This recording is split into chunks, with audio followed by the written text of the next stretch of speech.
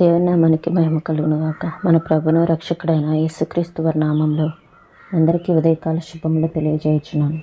ఈరోజు దేవుని వాగ్దానము రోమాపత్రిక 8వ అధ్యాయము 26వ వచనము. మనము యుక్తముగా ప్రార్థించుట ఎలాగో మనకు తెలియదు. మనకి ఎలా ప్రార్థించాలో కొన్నిసార్లు తెలియదు. అయితే ప్రభువుని ఒక్కొక్కసారి మనం ఇదైతే కావాలని అడుగుతాం. ఇదైతే కావాలని అడిగినప్పుడు దానికి తగినట్లుగా ప్రభు శ్రమను ఆవేదనను మనకు పంపిస్తారు. స్వార్థం నుంచి విడుదల కావాలని ప్రార్థిస్తాము. అయితే త్యాగం చేయవలసిన మన సహోదరుల నిమిత్తము త్యాగం చేయాల్సిన తరుణాలను ప్రభు మనకిస్తారు. అలానే బలం కావాలి, కావాలని ప్రార్థిస్తే అపవాది రాయబారులు వచ్చి మనల్ని బహుగా పీడిస్తారు. అప్పుడు ఆ బాధ నుండి విడుదల కావాలని ప్రార్థిస్తాం. ఇలా విశ్వాసాన్ని వృద్ధి చేయమని అడిగినప్పుడు మనకి దానికి తగినట్లుగా ఏదైనా జబ్బు పడటము, లేదంటే ఏదో ఒక దోబరా ఖర్చులు ఉండటము, లేదంటే మనకి ఆర్థిక సమస్యలు రావటము ఇలా జరుగుతుంది. అప్పుడు ఇప్పుడున్నటువంటి విశ్వాసం కంటే ఎక్కువ విశ్వాసం మనకు కలుగుతుంది. ఇలా ప్రభుని గొర్రెపిల్ల జీవితాన్ని కావాలి అని మనం అడిగినప్పుడు అవమానము, అపహాస్యము మన మీదకి వస్తుంది. అప్పుడు ప్రభు గొర్రెపిల్ల జీవితంలో ఉన్నప్పుడు గొర్రె వదక తీయబడినట్లు ప్రభు ఎలా అయితే నోరు తెరవలేదో అలాంటి అనుభవం మనకు వస్తుంది. క్రైస్తవ జీవితంలో మనకు ఎక్కువ కలవరం కలిగించినది మన ప్రార్థనలకు జవాబే.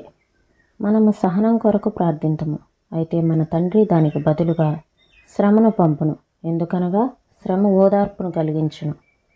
మనము విధేయులము కావాలని కోరి ప్రార్థింతుము, అప్పుడు దానికి జవాబుగా శ్రమావేదనను పంపును. ఎందుకనగా శ్రమావేదన వల్లనే మనము విధేయతను నేర్చుకుందాము. మన రక్షకుడు అలాగే నేర్చుకునేను. హెబ్రీ పత్రిక 5వ అధ్యాయం 8వ వచనము. మనము స్వార్థం నుండి విడుదల పొందవలనని ప్రార్థించము, అప్పుడు దేవుడు ఇతరులను గురించి అధికముగా ఆలోచించుటకును వారి నిమిత్తము త్యాగము చేయుటకును తరుణములను దయచేయును. అవసరమైతే సహోదరుల కొరకు మన ప్రాణము దారపోయే భాగ్యము కూడా ఇచ్చును. బలము కొరకును అణుకువ కొరకును దేవుణ్ణి అడుగుదుము. అప్పుడు అపవాది రాయబారులు మనలను బహుగా పీడించి పడగొట్టుదురు. ఆ బాధ నుండి విడుదల దయచేయమని దేవుని ప్రార్థింతుము. ప్రభువా, మా విశ్వాసమును వృద్ధి చేయమని ప్రార్థింతుము. అప్పుడు డబ్బు రెక్కలు కట్టుకొని ఎగిరిపోవును. లేదా మన ఇంటిలో చిన్న బిడ్డలు చాలా జబ్బు పడిపోదురు. లేదా అశ్రద్ధగా పనిచేయ పని మనిషి మన ఇంట్లో ప్రవేశించును, దోపరా ఖర్చు చేయును. ఇవి కాకపోయినా మరికొన్ని పరిస్థితులు మనకు ఎదురు కావచ్చు.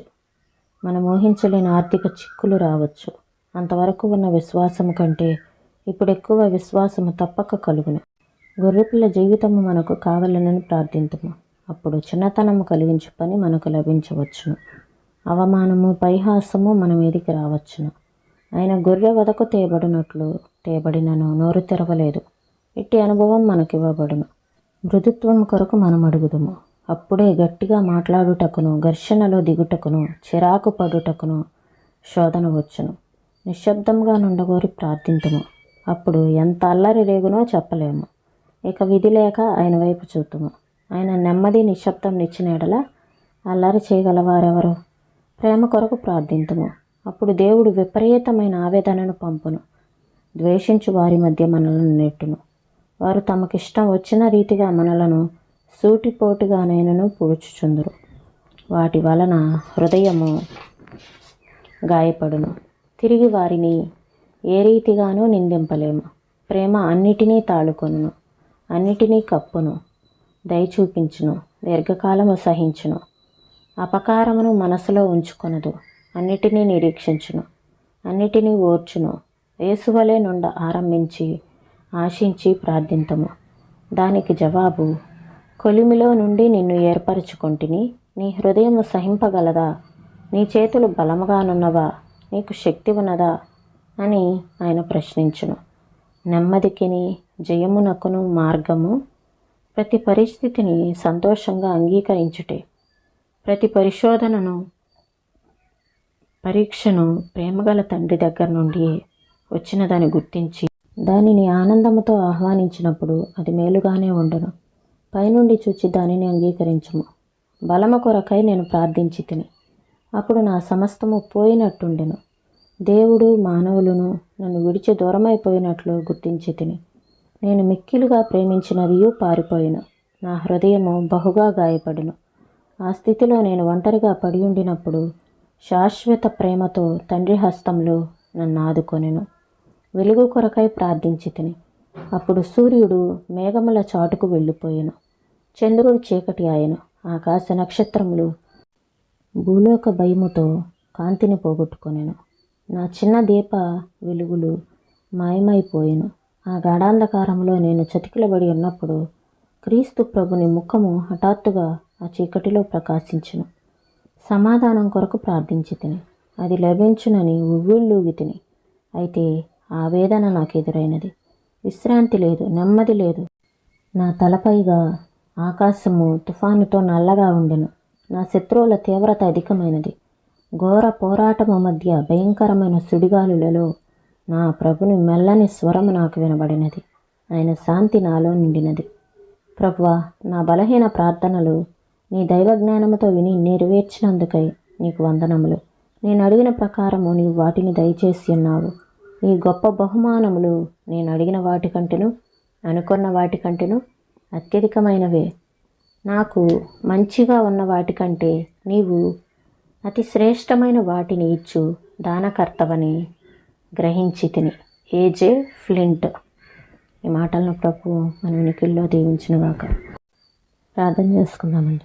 స్తోత్రం తండ్రి. ప్రభా, మాకు యుక్తముగా ఎలా ప్రార్థన చేయాలో తెలియదు. అయితే ప్రభా, మేము అడిగిన వాటికి పరిస్థితులు భిన్నంగా ఉండవచ్చు. అయితే చివరికి విజయాన్ని అనుగ్రహించేది మీరే. అవును తండ్రి. దేవా, ప్రేమ అన్నిటికీ తాళుకొనును, అన్నిటినీ కప్పును, దయ చూపిస్తుంది, దీర్ఘకాలము సహిస్తుంది, అపకారమును మనసులో ఉంచుకునదు, అన్నిటినీ నిరీక్షించును, అన్నిటినీ ఓర్చుకును. ప్రభా, అలాంటి ప్రేమ కలిగి మీరు మమ్మల్ని ప్రేమించారు ప్రభా.